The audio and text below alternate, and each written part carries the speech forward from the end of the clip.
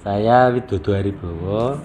Saya mengajar sejarah kebudayaan di Akademi Seni Mangkunegaran Surakarta. Terima kasih. Jadi beberapa hal saya tidak sensitif, misalnya tentang apakah ini palian atau orang nempel kamardikan misalnya, tapi di sono di Jogja mungkin itu sensitif. Kemudian beberapa pusaka misalnya, jadi Kanjeng Kiai Kopek ya, itu sudah partisipan itu. Kanjeng Kiai Kopek itu sebagai piandel, bukan piandel malah itu pusaka itu benda upakara. Benda upakara itu benda upakara itu artinya bagian dari ideologi. Itu beda sama pusaka sama piandel, sangat beda. Karena fungsinya tempatnya saja beda. Jadi Kanjeng Kiai Ageng Kiai itu tempatnya beda-beda. Jadi orang Jawa itu pasti sudah tahu Kanjeng Kiai Ageng itu tempatnya di kamar pusaka atau di kamar kiai. Itu bahkan raja saja belum tentu boleh memegang itu Kanjeng Kiai Ageng gitu. Itu banyak cerita, misalnya Kanjeng Kiai Ageng Nogosapto misalnya pada saat jumenengipun Sinuwun kaping 12 itu, pada saat membersihkan beliau itu nggak boleh lihat jamasinya itu di atas kepala gitu. Terus beliau tuh lihat, loh ini sisik hilang satu. Itu dukanya luar biasa waktu itu PP12 itu. Ini Kanjeng Kiai Nogosapto, Kanjeng Kiai Ageng Nogosapto itu sisiknya hilang satu. Nah itu geger, itu jadi peristiwa besar waktu itu. Itu salah satu contohnya. Jadi Kanjeng Kiai Ageng itu tempatnya di Taman Pusaka. Kemudian Kanjeng Kiai itu diagem oleh ratu. Itu gunanya apa? Untuk peneguhan bahwa sang raja yang sedang jumeneng itu akan menjalankan apa yang ada di dalam kamar pusaka. Jadi itu semua ideologi akan dijalankan. Kemudian yang kiai itu gunanya untuk memberi emosi kepada masyarakat. Makanya itu terjadi peristiwa aneh terkait ini. Jadi Kanjeng Kiai Ageng, nanti saya ulangi cerita tentang Kiai Kopek ya. Jadi Kanjeng Kiai Ageng itu yang pada saat dibuat PB3 itu namanya Kanjeng Kiai Rapal. Itu dibuat dulu. Untuk piandel itu benar-benar sifat kandel, itu singkir geni dalam arti kiasan maupun arti sebenarnya. Arti sebenarnya itu keris itu konon dipercaya adalah tolak semua serangan, misalnya bahkan meriam pun itu kalis itu serangan meriam. Itu hebat. Kemudian yang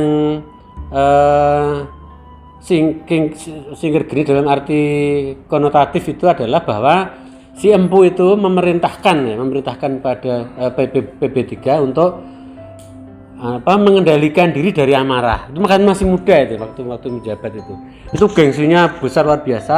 Bayangkan PB3 itu sejak lahir sudah Raden Mas Gusti itu. Itu hanya beberapa orang yang lahirnya sejak lahir dari Raden Mas Gusti itu. Itu gengsinya Anda bayangkan seperti apa? Ini ono wong berontak seperti harta apa ki wong iki. Itu kemarahannya luar biasa, makanya dibuat keris yang dahsyat itu benar-benar untuk mengendalikan kemarahan dan berhasil. Tapi ada tidak berhasilnya apa? Itu menyimpulkan bahwa raja itu bukan penguasa tunggal, gitu loh. Oh tidak sangat berkuasa raja itu. Itu diperintahkan empu dia manut. Oh ya, saya akan mengendalikan kemarahan. Satu, dua. Setelah Kanjeng Kiai Ageng itu dibuat, baru membuat Kanjeng Kiai Ageng dan ditempatkan di kamar pusaka. Itu peristiwa itu revolusioner itu, tapi kita nggak tahu itu revolusioner. Bayangkan seorang raja itu diperintah oleh empu dan pujangga dan mau. Itu menunjukkan apa? Bahwa sistemnya itu Raja Jawa itu tidak despotik, tidak sewenang-wenang, tidak segala-galanya seperti dipersepsikan oleh Belanda. Oleh karena itu pada saat Belanda masuk ke Jawa dan menganggap bahwa raja itu berkuasa segala-galanya dan mengambil titah kemudian memformalkan dalam bentuk perjanjian misalnya, itu pasti tidak benar kan itu. Dan kenyataannya benar bahwa dibandingkan dengan Amerika misalnya, Jawa itu lebih demokratis kan itu. Karena apa? Ono rembuk di Jawa itu, bukan terus raja di Kemuan terus langsung bukan, Raja Surakarta dan Kartosura itu beda sama raja sebelumnya. Kalau dulu itu raja adalah Satrio Pinandito misalnya. Di masa Kartosura dan Surakarta itu tidak sama sekali. Karena apa? Sadar bahwa sesembahan tertinggi adalah Allah Subhanahu wa taala. Nanti di keris Kairapa itu disimbolkan ada gambar panah itu besar itu orang menafsirkan sebagai panah Pasupati, tapi orang Jawa dan ini sandi untuk keraton tahu bahwa itu artinya adalah Hanyokrawati, ya, yang di atas nanti ada Hambaudin. Hanyokrawati itu artinya apa? Adalah pihak orang atau orang yang tugasnya adalah memutar dunia. Tetapi oleh si PB3 itu dan atas perintah Empu dan Pujangga itu dinyatakan bahwa yang memutar dunia itu bukan kamu, hai raja, kan itu Gusti Allah. Makanya yang di Kairapa yang di Belanda itu tulisannya Subhanaka anta Allah la ilaha illa anta sultanud dunia, kan itu jelas tulisannya Arab itu, bahwa yang memerintah, yang menguasai dunia itu bukan raja tapi Allah Subhanahu wa taala. Itu revolusi ideologi yang luar biasa. Nah, oleh karena itu kaitannya dengan yang tadi itu bahwa Kiai Kopek itu mestinya derajatnya bukan Kiai, bukan Kanjeng Kiai Ageng, itu mestinya hanya Ki, gitu. Ki Kopek. Jangankan kok Kanjeng Kiai, jangan Kanjeng Kiai Ageng, itu hanya Ki Kopek. Ki Kopek itu derajat keempat dari Benda Upakara, dari Benda Pusaka Keraton, kan gitu. Tetapi apakah raja bisa mengambil Ki Kopek menjadi Kanjeng Kiai Ageng? Ya boleh, asalkan dia punya pemenang yang cukup, kan gitu. Nah, monggo nanti setelah ditafsirkan apakah penguasa lokal sederajat sultan itu boleh memiliki benda upakara, kan gitu. Karena apa? Benda upakara itu khas Jawa, lainnya nggak ada. Nah, itu artinya sudah berlaku hukum kekuasaan Jawa yang konsentrik, dan itu hanya di Jawa. Padahal sultan itu bukan konsep kekuasaan Jawa, gitu. Dia hanya kayak menggempil kamardikane karena kasih sayang Raja Jawa itu, dia berhak menjadi penguasa di daerah, kan itu. Jadi sangat beda pengertian antara Sunan dan Sultan itu sangat teramat sangat beda.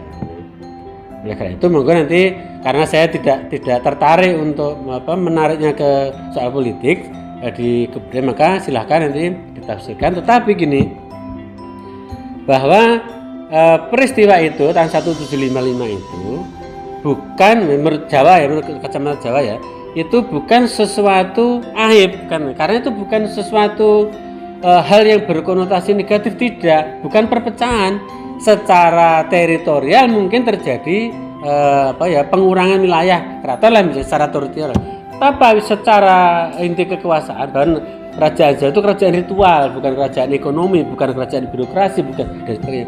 Kerajaan Jawa itu kerajaan ritual. Oleh karena itu kembalinya Pangeran Mangkubumi ke Haribaan Mataram itu perlu dirayakan. Itu suatu hal yang perlu disyukuri, karena apa? Satu, bahwa orang yang lupa sudah ingat. Dia sudah menyesal itu di Mangkubumi itu di Traktat Giat itu sudah menyatakan penyesalan yang sangat dalam.